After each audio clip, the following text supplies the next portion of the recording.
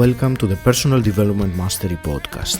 I'm Agi Keramidas and my mission is to inspire you to rise up, grow, stand out and take action towards the next level of your life. I interview leaders, influencers, entrepreneurs, authors, exceptional people who can and will inspire you to improve your life. Tune in for 2 episodes each week and make sure you subscribe to the podcast to get the episodes as soon as they are released. In today's show, I am delighted to speak with Suzy Siegle. Suzy, you are an attorney, a business professor, and an entrepreneurship coach. You are the founder of LOCUS Mindset, a consulting company that helps leaders and entrepreneurs gain more control and thrive in their businesses and their lives by cultivating what you say is the most important factor for personal and professional achievement, the locus of control. Suzy, welcome to Personal Development Mastery. I'm excited and grateful to be speaking with you today. Thank you so much. I'm excited to be here. That's fantastic. And we have quite a lot to cover. It's a fascinating topic. Before I do that, I would like to start with a little bit of background. So do you want to share with us an element of your story, maybe a key defining moment in your personal development journey? Yes. No, I'd be happy to do that. You might be thinking, how did you stumble upon this concept of locus of control and why did you care about it? And I did in my own life, professionally and personally, because you start to look around and feel like, okay, how much of what I'm doing in my business, with my money, with my relationships, with my health is really within my control? And how do I make change in life to move forward? Mm-hmm. And what I was seeing was clients of mine when I practiced law, students in business, colleagues in the world, and they seem to repeat patterns, right, over and over again. And they seem to get the same result, even though they would consciously say, boy, I really want to go here. I want to set a goal. I want to change something about my life. And I saw that in mine as well. And the research really looked at where does change live and why does it fail so often, especially on the things that really matter the most in our life, right? Our health, our wealth, and our relationships. So I embarked on this journey of research and development and applied knowledge, and then really found at the core where locus of control lied and why it was that when we change it, what part of the mind we have to work with. Mm-hmm. Was there any particular time that shifted your attention towards researching that, or was it something that you were more or less always keen about? I'm asking because sometimes there is a moment and something clicks and we change direction or we take a specific path. That's and I find that fascinating. That's why I'm asking. Absolutely. Yeah. So I would say about a decade ago, although it's been a pattern I had seen in my life for a while, but about 10 years ago, I started to recognize that, wow, I seem to be repeating the same destructive, anxiety-filled patterns when it came to interpersonal relationships, as well as with my work colleagues. You would notice the same type of anxiety, the same thought pattern, the same, stress, and you think, wow, here it is again. It's an old friend. It's familiar. And I wanted to make a change, right? I wanted to make a change. I was leading a team. I wanted to improve my family, my friendships. And I thought there's no other way to do this than to change me. Mm-hmm. At the same time, I'm starting to see the same thing happening with other areas of my life. Like, I would say, wow, this is not unique to me. I bet others are feeling this way, but it really is a personal journey first. So I said, what I'm doing isn't working and I'm going to change that. I'm going to figure out, how do I actually get inside the brain and change how I think, how I show up, and how I operate, rather than relying on everybody else around me to change? Now, that being said, you see patterns also in others. You see patterns in a workplace, you see patterns in a person, and you go, wow, the same thing might be going on with them. How do I actually shift myself? And how do I then create a tool for others who might be asking that same question? So how do I move out of overwhelm, anxiety, worry, breakdown, conflict, seeing that everything outside of me is the cause for why I'm where I'm at? That was probably a decade ago. But if I'm really honest, I just became aware of it about 10 years ago. Before that, you're just an autopilot. You're just kind of in operating mode. I think many people can relate to that very much. I personally can as well, because change, for some people it's impossible, and these people probably are not listening to this podcast anyway, but people who are into personal development and embrace change, I'm sure they have found often that you are very much willing to make some changes consciously, but something happens and you eventually you fall back into some old patterns or old cycles. So I think it is, and that's why I said in the beginning, it's a fascinating topic, because the concept that you describe explains that change and facilitates it. So do you want to explain then to us why do you say that, what is the locus mindset or the locus of control, and why do you say it's the most important factor in someone's development? Absolutely. So Aggie, you said it very well. You said, why is it that we consciously want to make a change and yet something sort of pulls us back, right? I mean, you literally use the language that I want to talk about.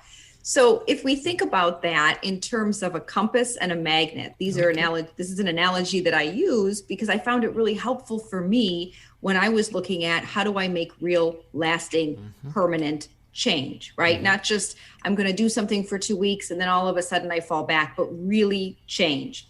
Okay, so if you can imagine the compass is like the direction, the goals you have in your life. Pretend this is your conscious mind, right? The things that you consciously say you want: better finances, better relationships, better health, whatever it is, you set your goals on New Year's Day or any time other during the year. This is the conscious brain, okay? Then you've got this magnet. And what's going on here is this is the subconscious mind, the more autonomic part of your brain. If you read Daniel Kahneman's Thinking Fast and Slow, he talks about system 1 and system 2 and how powerful system 1 is. If you look at the emerging research in neuroscience and neuropsychology, you will see that about 90 to 95% of how we move through the world, decisions, pattern matches, is this autonomic mind. This isn't a mind that's asleep per se. People think of the subconscious as, well, that's what happens when I go to sleep. It is continuously operating. It's on all the time. Many times when we think we are evaluating and analyzing, we're actually remembering, we're pattern matching. So if you have a program, if you have something down here that's really deep, that was there when you were very young, that you've reinforced, a pattern, let's say, then when you put that up against the goals you want, look what happens, right? This is so much more powerful. You're using 90 to 95% to combat 5 to 10. So we do the change up here, it doesn't work, or it works for a little while, or we get frustrated because we just can't feel the difference because that's down here. So what is the locus mindset? So Dr. Julian Rotter in 1954 put forth the psychological theory of locus of control. And it's the degree to which we believe and perceive that recognition and reward in life is a result of our own actions and choices or the result of luck, chance, or powerful others. I love the powerful others term. So it's where do you locate, where do you believe and perceive, and I use those words intentionally, that the control over your life lies.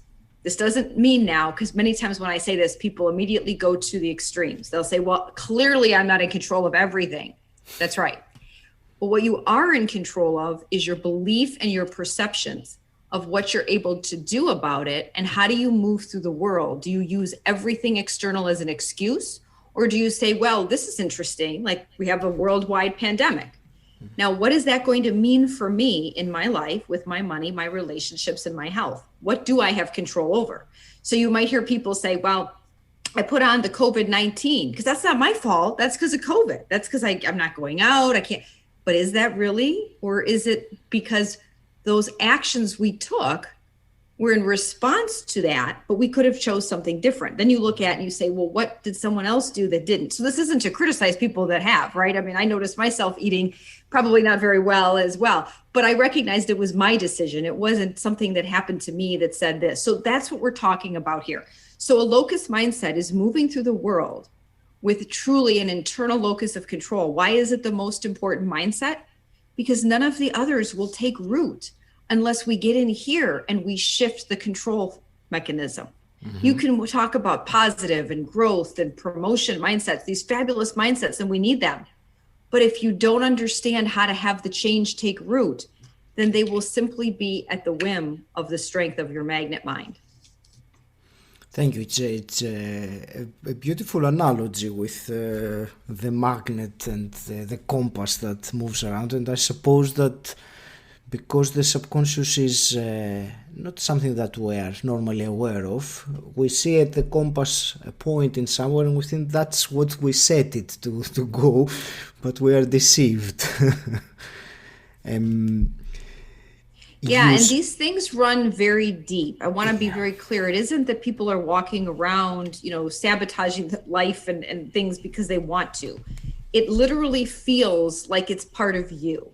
So when I was struggling with anxiety, when I was struggling in relationships, when I was struggling with conflict, it was like an automatic deep pull inside my body. You almost felt this somatic component to it. And if somebody were to say to me, well, that's still your choice. I would say, no, I'm not choosing this. This just happened. Because the response is so immediate. This part of your mind is where emotions live. It's where the fight or flight lives, right? The amygdala, the fear, the triggers. I don't want to be alone. I want to be loved. I want to feel valued. So this happens so quickly. And then we form a thought that says, oh, that person acts this way toward me. It's that person's fault. Or I don't like so-and-so, or I don't like this in my life. When really it's a belief and a perception that's here, and you can always change a belief. A belief is simply something you decided at a point in time with the facts that you had at that moment. It might still be something you choose to believe, but it might not be true, right? Thank you. And I'm going to ask you about ways we can influence and change that a bit later on. Can you tell me, you already mentioned that it starts from childhood, but I wanted to ask about how it's formed, really, the core level of our mindset. Is it only based on our childhood or our imprint years, as they call it, or is it something that still gets programmed without realizing it during our life? It's a great question. So it's both. I'm going to reference two books, and I do this because this is really my journey of where I began and what I started and what I was reading. And I thought if somebody asked me, well, that sounds great, but where can I go to learn more? Here's where. And by the way, you can always learn more if you go to my website, LOCUSmindset.com. I have a resources and research tab. So that's a really quick way, if you like what you're hearing, to just say, where can I learn more? But let's talk about, how does it form? Where does it start? So two books I would reference. One is by Dr. Bruce Lipton, and the other is by Dr. Benjamin Hardy. Dr. Bruce Lipton wrote he wrote many books, but The Biology of Belief. And Dr. Ben Hardy came out with a book, Personality is Not Permanent. Personality isn't permanent. And the concept there is the things that we think are ingrained in us, in our biology, in our DNA, in our personality. Oh, that's just who I am. That's just who I've always been, right? Mom and dad say, oh, she's just like this. She's just very emotional. She's very anxious. She's very, right. Okay. And we hear that. When we are 0 to 7 years old, and why do I say 0 to 7? Because when you study the brain, the neuroscientists will tell you that that's really when the brain moves from being more in the theta and the alpha states to more of the operational states, the beta states, right? So you see this in law where people are really not held, like after the age of 7, they say, okay, you're actually, using rational thought, right? I know it sounds weird, but from 0 to 7, we're just like downloading things from our environment. We have no ability to filter, is this true? Is this not? What mom and dad say and do and believe and others in our world become part of us. So that's where they come in. And not through their fault. It's not like they're trying to do this to us, but we might code something as meaning, oh, wow, I'm not loved because look what happened here. Or I'm afraid I might be left alone, or I'm never good enough because mom and dad encouraged me to do more. Perhaps we formed a belief we weren't good enough. It's just human nature. It doesn't mean they did anything wrong, right? They might, but it doesn't mean that. So what Dr. Benjamin Hardy talks about is our experiences are what form our personality. It's not our personality forming our experiences, which means we can change that. It's an adaptive response. It's literally a series of neural pathways, neural firings going on in the brain, synapses, right? So if something is working well for you, if you're a compassionate, empathetic person, it doesn't get too extreme where you're like caught up in other people's drama and, you don't have any time for yourself or for your things you have to do because you're always with somebody else and listening to them. But if you actually have a deep empathy and if it's working for you, great. We have a lot of those things in life. But if you notice you're repeating the same pattern or you start to see the same result, because sometimes people don't even know they're repeating a pattern. They just see the result. They're like, oh, here I am again. Why does this always happen to me? I always attract this into my life, right? That's an external locus. That's this belief system that somehow this magnet is just operated by everybody else around you. Mm-hmm. So how do these things form? Very early on and through repetitive experiences. That's why problems are stacked in layers. We often try to treat the top layer. Like how many times have you seen this where you're talking to somebody at work and you're thinking the person just doesn't get it? Right? They constantly repeat the same thing. They're in chaos, they're in confusion. And you're thinking, why don't they get it? Because it's not a conscious thing. It's a subconscious survival mechanism. Mm-hmm. So when we actually get in and we understand the brain, we understand where the autonomic subconscious part of the mind works and how it can change, that's when you see lasting effect. And that's when it feels amazing. Like you're like, wow, this doesn't even feel like you don't have to exert your willpower. That's another good book Benjamin Hardy wrote. Willpower doesn't work. It doesn't work because it's in the finite conscious part of the brain. When you actually get in and make the change here, it doesn't even feel like change because it's just the natural course of operation. Mm-hmm. Willpower, relying on your willpower is exhausting. After a while, you run out of it fairly quickly. Some people have more than others, but it's finite for sure. That's right. Some people do have more, people that have gone through really extreme training, like military, Navy SEALs, they do.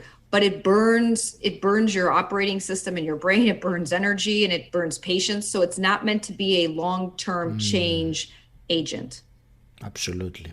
And you mentioned the biology of belief, which I only read it this year, back in April. I absorbed it in a few days. I devoured the book. It's certainly one of the best books I've ever read. It explains so many things about our health and everything, really. I think it should be a mandatory reading for anyone who wants to understand how modern science and spirituality, I would say, connect. It's amazing. And that book, it really is deep in science. Dr. Bruce Lipton taught at a medical college. He taught, this biology, and he recognized that it was missing the epigenetic piece, which is now accepted science since 2009. So I share that because many times people hear this and they immediately match it against what they think, like a pattern, like, oh, this is woo-woo. Oh, this is self-help flawless fallacy, right?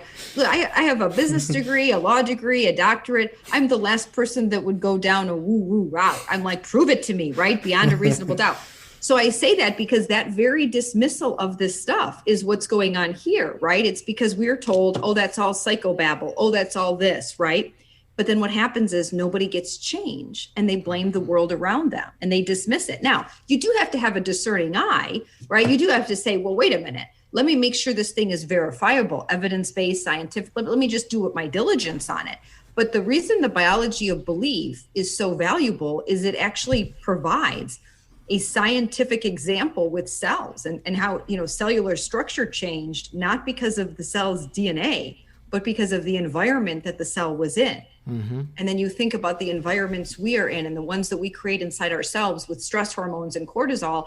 And so you can take that and it's very transferable, but it's a great book to really illustrate the fallacy that we have. We move through the world and we believe, and I did this, and I still, I'll still notice myself doing it because it's human nature to immediately assume I can't change this because I don't know how, or it might be hard, or I have never done it before.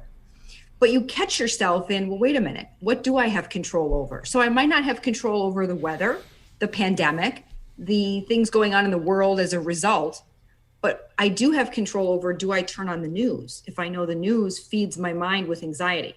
I do have control over my thoughts. And if you don't think you do, that's this type of a work. And I agree with you. I didn't think I did either. I was like, oh, I had a thought. There's nothing I can do about it. Well, something happens before the thought that you can change. We do have control. When you tell people that, they think, well, I don't know if I could do that. That's a different conversation. But we can do that because what we'll literally do in locus mindset is we change the belief and perceptions at a subconscious level. We work with the part of the brain that's the more powerful operating system. So you actually get results and you get them quickly.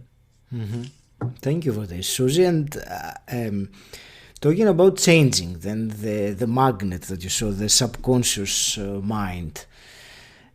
My question is, can we really change our subconscious mind using our conscious mind to do it? And I remember I'm asking you that because referencing again Dr. Bruce Lipton's book, he was saying that it's difficult, if not impossible, to influence, to change the subconscious mind. And that's why he was talking about methods like the Psych-K, methods that are influence directly the subconscious mind without the conscious mind's involvement as such.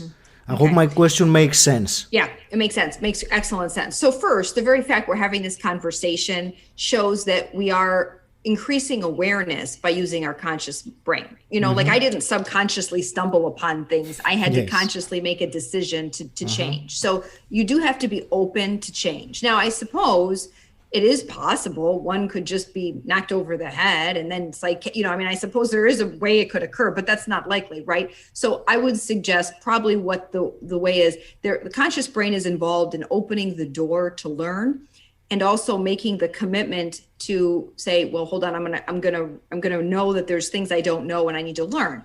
Now, he does talk about, and so this is interesting, you can through repetition, that's why after 7 years, you know, when you're 0 to 7, how do you learn? You just download. That's why language is so easy. Kids can watch a movie and they can do like the script of the movie twice, whereas we'd have to memorize, right? Because they have access to that downloaded part of the brain much easier. As we get older, this little rubric forms, this little sort of barrier between the conscious and the subconscious. It's designed to protect the beliefs that our brain believes we need to survive. If this was so easy to change, then if you had a belief that, wow, this is scary, I should run, or you would never survive. So the brain is actually designed to sort of lock and load this from 0 to 7, right? And then, okay, so why am I sharing? Because can we consciously change it? Yes, but it's like repetition. You got to keep beating it against the door. Now, you can do that. The reason why it doesn't work that much is it takes a lot of patience and dedication, and people usually give up once something doesn't work a couple times. So that's human nature. Human nature usually just derails it. That's why it's tough. It's also not very quick, and it can cause a lot of frustration, and you can actually stack other problems on top of it. So it is possible, but it's not the most effective way. It's like trying to move a 90-pound thing with 10 pounds. I mean, you suppose you could inch it forward, but then, you know, is it going to pull you back? Are you going to get frustrated and all that? So what we use in Locus Mindset is we have a framework. It's called the Thrive framework, and Thrive, THRIVE, is an acronym of 6 propulsion systems of the subconscious mind. So once a person says, hey, I get this, I understand the compass and the magnet, I understand my locus of control is in the subconscious mind, not the conscious brain. Now I want to get change. I built this course. I used to teach this all the time. I loved it. And I was like, I need to find a way to do it with my life. Cause I have several things I'm working on, a full-time job, a very great job. So I'm like, I have to find a way to get this out to people quickly and in a way that is understandable. But we walk through each component, and each component, and 2 of them are handwriting and repetition. They rely on these ideomotor, these subconscious propulsion systems to really get that change. And I had tested it in a focus group last year. I did a focus group of 15 people. It was a very small qualitative focus group. And we used an instrument, an established, published instrument that I had secured permission to use that measured internal locus of control. And we did the intervention before, or we did the test before, then we did the Thrive framework, then we did it after, and we saw a statistically significant against a P of 0.1 change in locus of control. And the qualitative feedback was incredible. People had more time. They had no idea life could shift. Their relationships got better. Nothing around them really changed. They changed their beliefs and their perceptions. The second component of this, so critical. How do you form a belief? How do you form a perception? Well, you move through the world and you take in information through your five senses. That is the only way you take them in, right? There's no other way, right? So sight, sound, taste, smell, touch, everything is like part of our senses. When your belief system has certain truths down here, like let's say I'm an unlucky person, things don't happen for me, people don't like me, you actually calibrate your senses to filter for what is down here, to confirm and to match. And you will dismiss things. If somebody says you did a great job, you'll dismiss that if it doesn't match the model you have of the world. So this is locus of control. You're in control of this. You may not think you are because it's happening so quickly.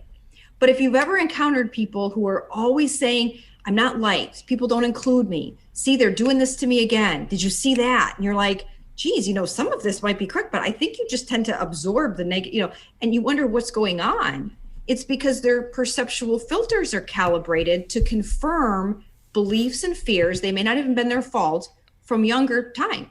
And so they're actually creating the chaos, the negativity, and the disruption, but they don't see it. They think it's other people because they're literally like focusing on it like a missile. So that's why this work is so critical. You will move through the world in autopilot.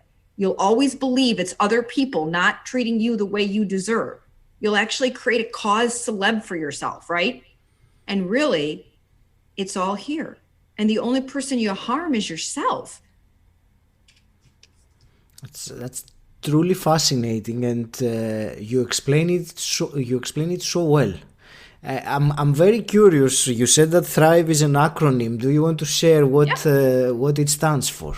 Sure, absolutely. T is for timing. So we do this intervention 15 minutes before going to sleep.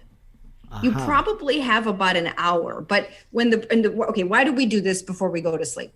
Because how do we recreate that 0 to 7 malleable neuroplastic download delta alpha theta brainwave state? Okay. Recreate it by thinking, when does the brain naturally go there? Now you can use Psych-K, you can use EMDR, you can use hypnotherapy. Those have been evidenced to be very effective. I mean, people have different views on them, but when you actually look at them in the clinical sense for treatment, they're very effective because they get at that subconscious mind. Many people don't have time to go to a hypnotherapist every week. They can't find one, they may not want to. So this was like, what can you do yourself? If you're a high performing business leader, entrepreneur, attorney, and you're like, Suzy, I don't have 20 minutes to meditate or do hypnotherapy. What can I do? Okay, good. I'll share it with you. Here it is. So when you go to sleep, your brain passes from beta to alpha to theta to theta, right? It has to do that. The conscious mind has to check out or you don't fall asleep. You just lie there and you're awake, right? So while that happens, anything that's in the brain at that time, right, drops right in. It doesn't have time to get deleted, distorted, filtered out. So the closer that you do something before your brain passes through that, it's like a natural slide, the easier it goes in. Now, how do you know? Ever watch a movie or the news or do something right before you go to bed, whether you're texting with somebody or talking to somebody, and what happens? It shows up in your dreams, right?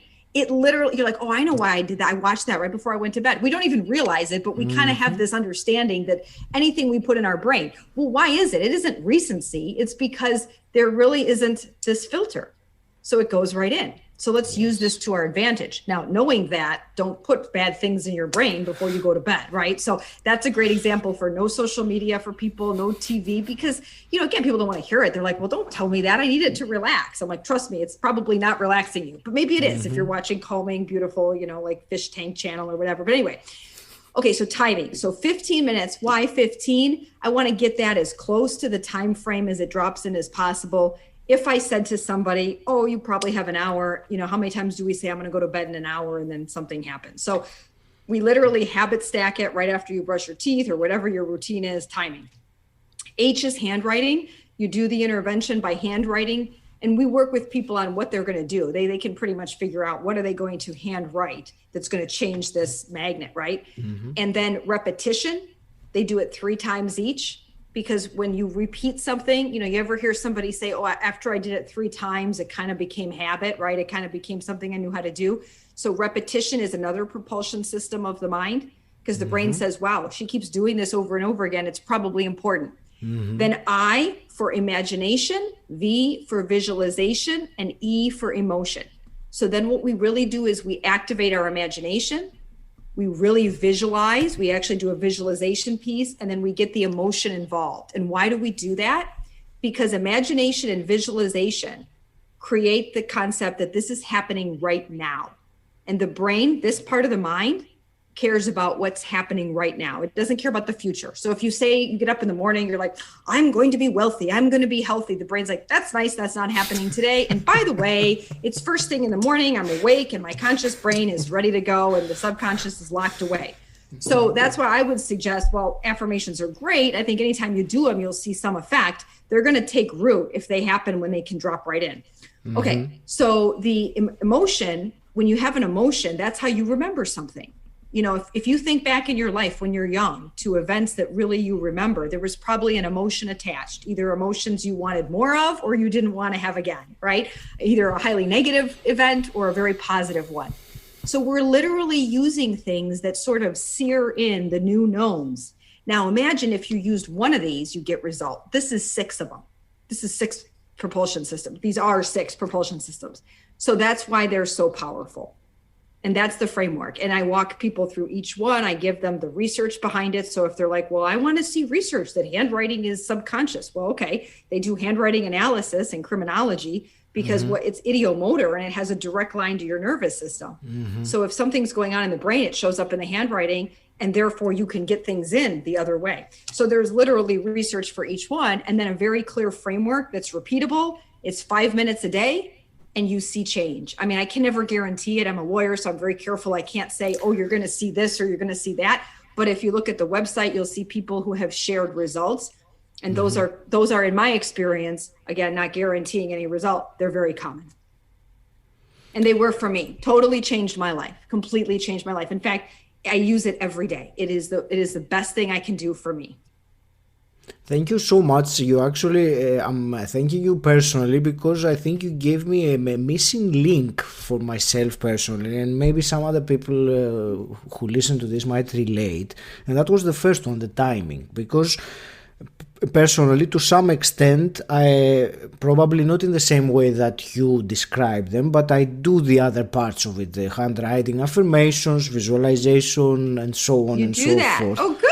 Okay. I do them, but I never do them at that time frame before going to sleep. And what you were showing earlier with the magnet, that it gets blocked in the morning or opened, so these thoughts and affirmations and feelings drop in just before sleeping.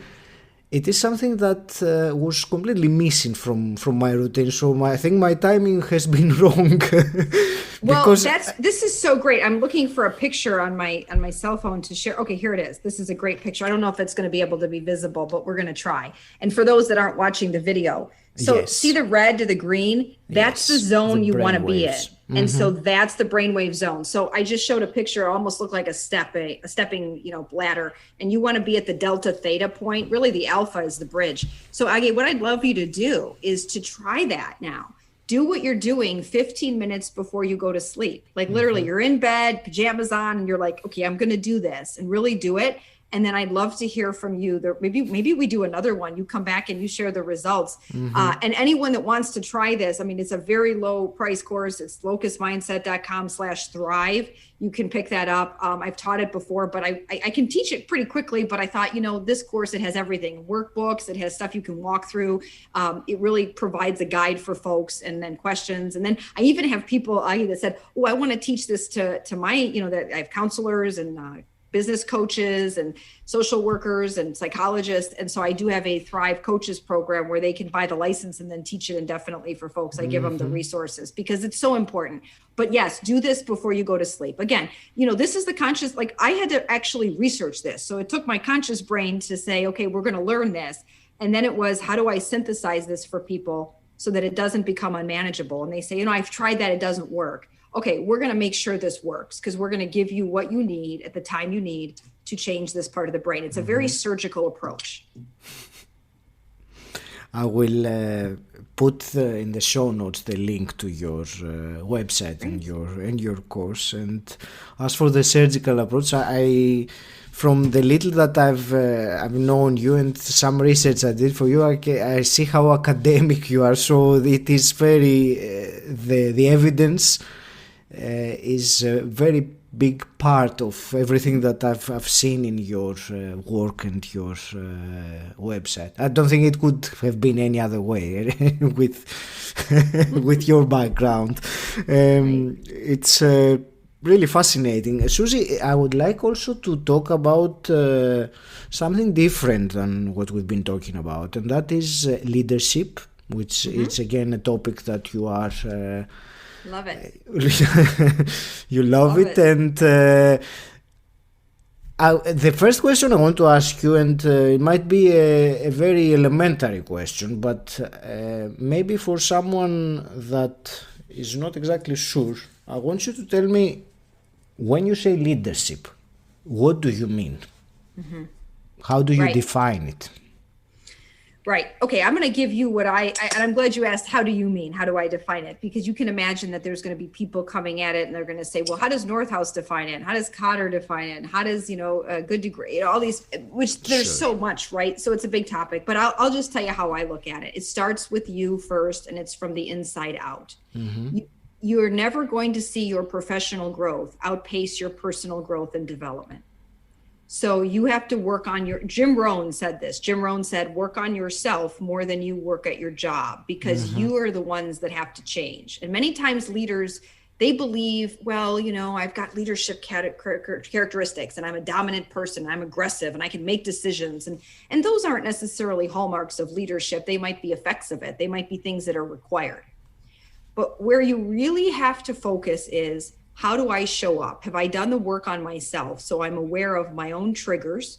So I'm aware of where is it that I don't, where might I react negatively if people talk to me or if they share feedback, all these things, right? And I had this because I internalized feedback and criticism of an idea as against me, right? That's my survival mind saying they don't like you. And I believed that, even though they would say, well, this idea, and I'd be like, oh, they're challenging me. And so it took an internal shift. So it's self-leadership. It's how do you show up? Do you finish what you start? Are you operating from subconscious programs that are designed to keep you safe, not do what's best in the world? Now, people hear this and they might go, well, this sounds very inward. Aren't we supposed to be about others? Yes. And see, that's the misconception is, in order to best serve others, you have to make sure that you have done the work on yourself. You're never going to see change in others until you show up that way, with vulnerability, with awareness, and with a commitment. I didn't say confidence, because you're never going to be confident the first couple times you do something, but the commitment to do it. So when I think of leadership, it starts with yourself first. It starts with how you show up, the type of person you are. Are you aware? And do you have control of your locus, right? Do you have that internal locus of control mastered? Because you understand that what holds you back in life isn't that you don't know enough leadership strategies and tactics. People go to these wonderful retreats and events and they say, oh, we learned this new exercise we're going to do with our team. And why do things fall apart most of the time? Communication and trust. And that's an inside job. So that's what I think of. And that's why Thrive is so effective for leaders, because they think, oh, wow, we're going to get leadership training. Tell us how to better manage our team. Tell us how to get accountability. And really what I'm saying is, identify in your life where you're seeing repetitive patterns repeat, they go over and over again. And then let's decide how you want to change that. And then when that happens, you're going to be able to consciously, because these are very smart people, figure out what you need to do. But why do we get stuck repeating patterns, almost like a record that won't end? It's because it's something inside of us that needs to change. Thank you. And I asked you this particular question because I'm sure that you've seen that there is this misconception by some people on what leadership is. And you actually answered to some extent my next question before I asked it, which would have been, what is the connection between leadership and personal development? So in a way you already answered it, but if you want to expand a bit more, I would be more than happy. I mean, you said it, the connection is strong. Leaders that are committed to personal growth and development, again, not in an inward way of saying, well, it's about me, it's all, but looking at where do I need to change and grow, and really being committed to that. That's why reading Benjamin Hardy's book, Personality Isn't Permanent, is so important, because I can't tell you how many times I work with leaders and they say, oh, you know what, I took this assessment and this is what I am. And I do this too. In fact, I just took an assessment. One of my colleagues said, oh, I have this really cool assessment we can take, because you want to see where you're at. But it's the knowledge that just because this is where I'm at doesn't mean, or just because these might be my go-to responses doesn't mean that that's controlling me. I can decide to shift. And those responses, by the way, those are formed by our early experiences, right? Those shape our personality. Our personality does, now it can shape it after that, but we become who we are through our experiences. And therefore, we can always change who we are if we're committed to developing new ones. So leadership without personal growth and development, to me, is missing. It's hollow. It's two-dimensional. And it will you'll likely hit a limit to how far you can go, because you'll always be in it for you and operating from your own weakness and scarcity than in it for others, which says, I'm willing to change how I operate if I get a better result. And, you asked me in the beginning of this is a nice way to kind of round out. You said, what pivotal point in your life, where was that crux? Where was that thing that said, how I'm operating is too painful, I want to change, even though change is scary and painful. And it was this realization that I wanted the result of a positive relationship, removing anxiety. I wanted that result so much more that I said, I'm willing to change and just completely remove anything I do or who I am, because I knew it wasn't connected to my identity. That's another thing. I'm willing to change anything about me if I get a better result, if I show up in a better way, if I can become a better leader for my team, a better spouse, a better parent, a better sibling, all of that. I was willing to make that change. And I knew, because I had read enough and I had understood it at a fundamental level, that my identity is not my personality. It is not my behavior. And that's another one that's really tough for folks, because they identify with these things. They say, I am. They really do. And when you identify with something, it's like you're knit to it, it'll control you. And when you can say, I am a human being, I have this spark of life in me, I have something to contribute, I'm put on this earth for a reason, whether you're religious or spiritual or whatever, I have this spark of God, the spark of life in me. And that's my identity. And everything else is a behavior. And if it's working great, I'm going to continue. But if it's not, I'm going to change. And this all respects our unique gifts and talents and everything else, because it actually amplifies them. That's great. I was actually thinking of asking you about the identity and the behavior as such. Somehow you are ahead of my next question. I don't know. It's great. So you think that the identity is something way behind or way deeper than... I'm just trying to comprehend that completely, what you just said about the identity and the behavior or the personality. Yeah, so I want to be careful about identity, because it does have a range of meaning and importance, right? And I don't want anyone to hear this and think, well, wait a minute, how does this play into this part of identity or whatever? So let's look at it differently and say, let me reframe it this way and say, we're more than the experiences we had as a kid. We're more than our memories. We're more than the traumatic events, the names people called us. We're more than all of those things. So we are able to change how we perceive and believe things about ourselves. We're able to see it that we're worthy for who we are, right? Not what we do, not what others think. I mean, I will tell you that if every assessment I've taken, psychological self-assessment, I tell people this because I'm very open about it. I think you have to be, if you're going to lead change, you have to be open to this. It will surface in some form or another. I have a concern about being liked and being accepted and being left alone. Now, I bet everybody listening goes, well, so do I, right?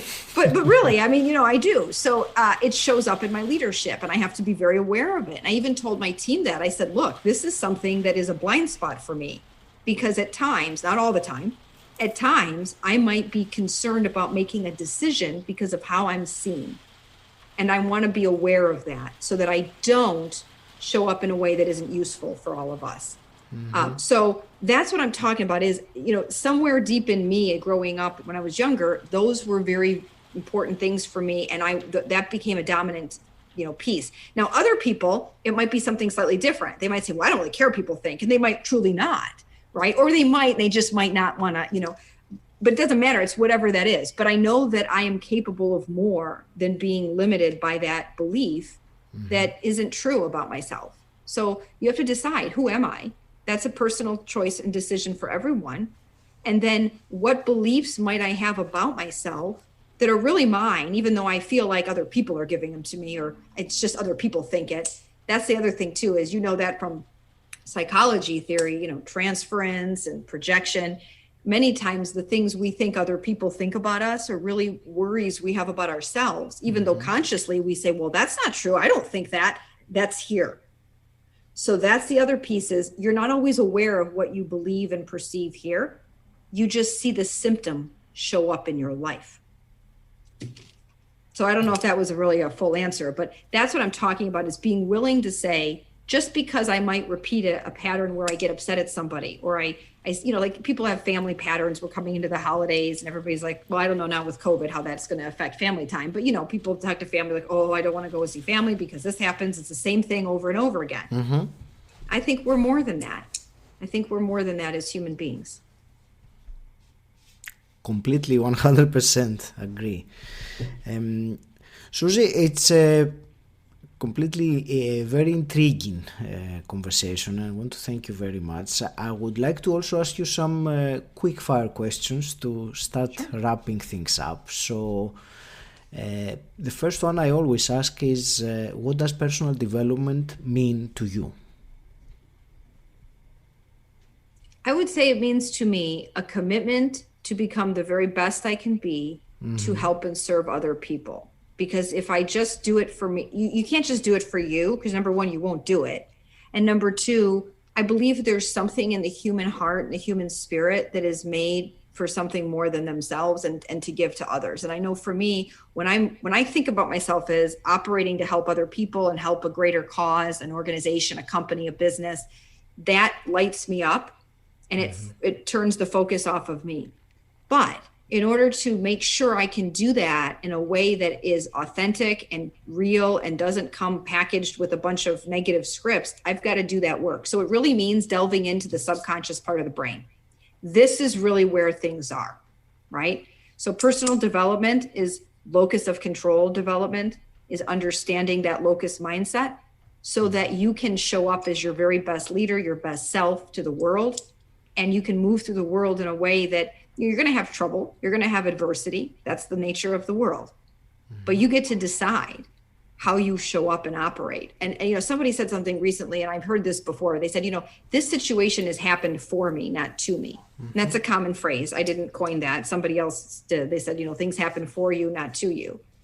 And that's a really tough thing to get when things are rough. And I would not expect anybody to say that during a tough situation. It's the idea that you can come out of it and look back and say, what is it I needed to learn? And that's personal development. It's not going to mean an easy life.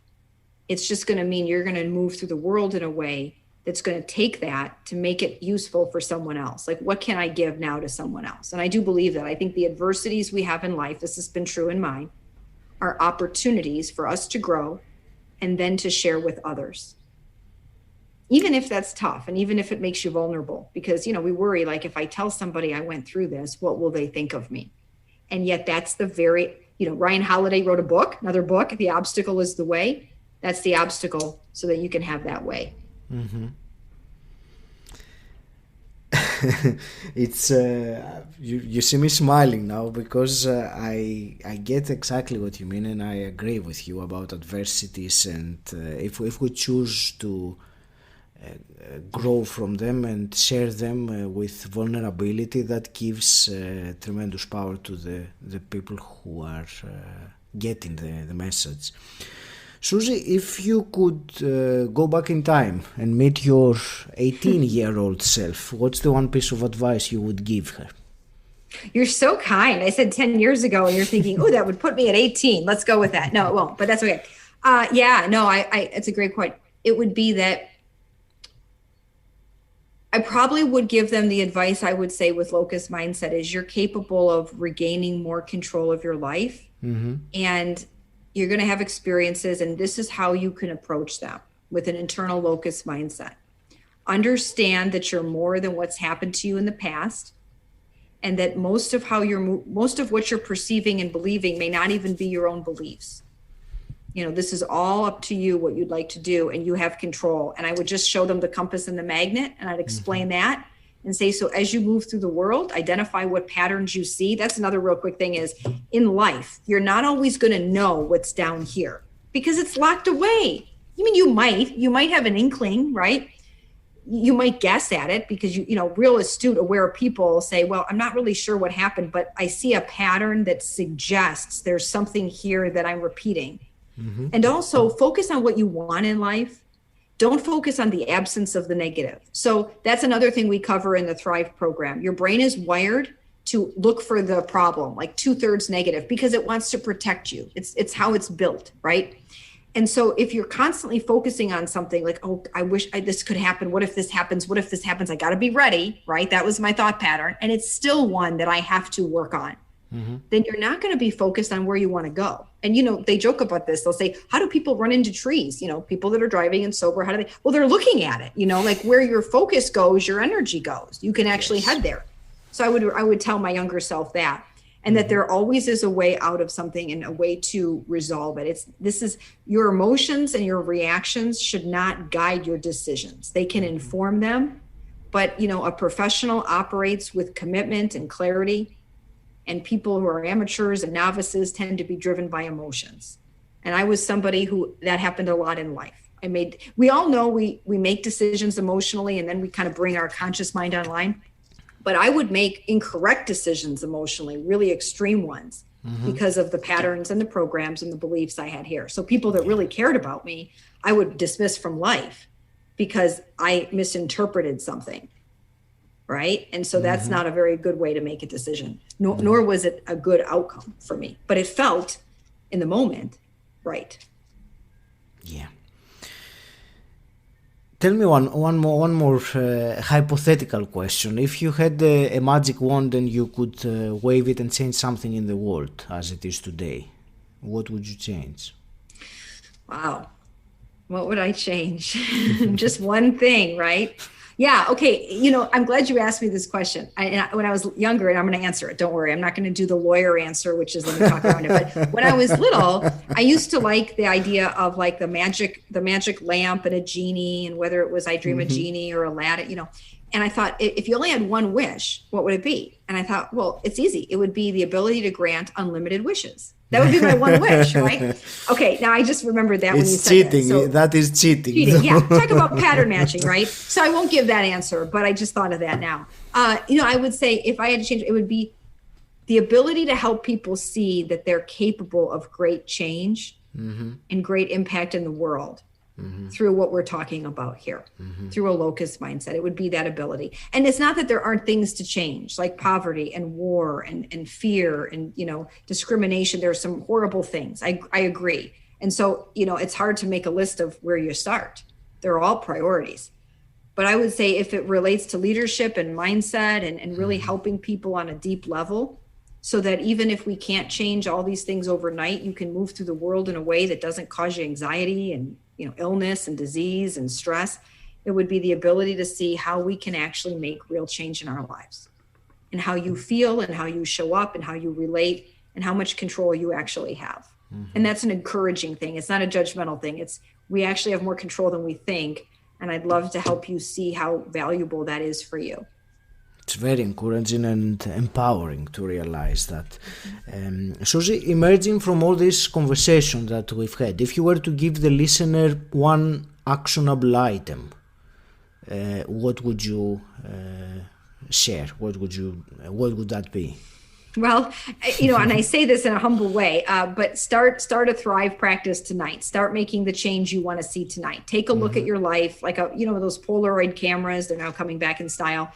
Take a snapshot of what's working and what's not, and then begin to make the change you want to make so that you can show up better, because we're all put here for a purpose, to have an impact. I'm convinced of that. I've worked with so many entrepreneurs, especially student entrepreneurs, and it's very clear to me that they have something in them that has just been there since they were younger, that's pulling them into the world that they're here to do. It doesn't have to be this huge revolutionary unique thing, right? But it's an important piece. That's how they're here. They're made that way.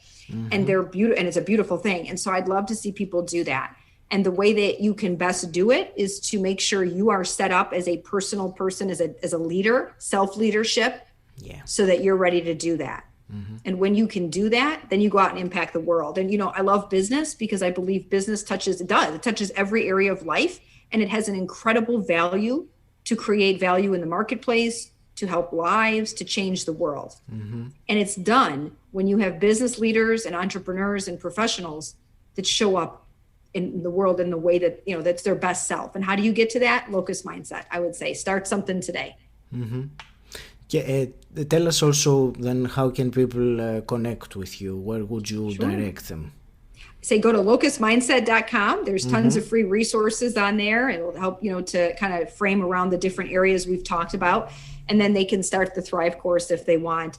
And then by appointment only, this is really limited because of time, but I do work with resilience workshops where I'm trained in the HeartMath system. We haven't even talked about HeartMath, but heartmath.org, that's a great system, a very science-based, evidence-based system. And that's designed to give leaders real tools in the moment, like in your day, on how to make sure that, you don't go into stress or overwhelm or anxiety. Have all that stuff, So I can do that with someone, but that's on a very limited basis. But the Thrive course is really the best way. LOCUSmindset.com/Thrive, and then all the resources that are on there. That's amazing. Thank you very much, Suzy. We have a YouTube channel too. I don't put a lot of videos on there now, but there are some videos that touch on this that I actually started for my leadership students a couple years ago. And then just kept up because I had a community that kind of joined and on an email list and all that we worked with. But there's some things there. Thank you so much. This has been great. I love the opportunity to talk about this, and I appreciate the work you're doing, Aya, because it's such valuable work for people. And it's real. It provides real help, right? It provides them actionable things you can use right away. Like you're going to take the timing and you're going to use that right away. Yeah, absolutely. But I think that's the whole point, isn't it? We can theoretically talk about things forever and ever, but unless we take some action, nothing changes. And that's something that I know I have suffered in the past I thought I was into personal development because I was reading the books, but I was doing nothing with the knowledge I was gaining. Right. So I wasn't really developing apart from my bookcase. Anyway. Real quick, I think that's so critical because when we go to bookstores nowadays, if that's something people can do, but I think so on a limited basis, right? You go to a bookstore and you see the big self-help section, and there's so many great resources, and they're there because people have gone through things. But why don't we see change? Because it's not enough to know. It's not enough to read. You can even believe it and say, this makes sense. I need to do this. But when you've got a pattern and an operating system that's pulling you down, not that everybody is doing that, but we do have things in here that don't work, or we wouldn't be in the self-help section, right? That's why you don't see change. And there's a really great video on YouTube. If you Google the backwards bike, yes, this is a great video to show the power of the subconscious autonomic mind visually today. These German engineers took a bicycle and they re-engineered the handlebars so when you turned right, it went left, and when you turned left, it went right. So they made it backwards. And they told people, we've done this. This is backwards. So when you go to ride it, don't turn right if you want to go right. Turn right. Okay. So people are like, I got this. I can ride the bike. One could ride the bike. They couldn't even go to, it was almost ridiculous. They would take it to speeches on stages. They'd offer people $200. Okay. Why is it that it took an adult 9 months?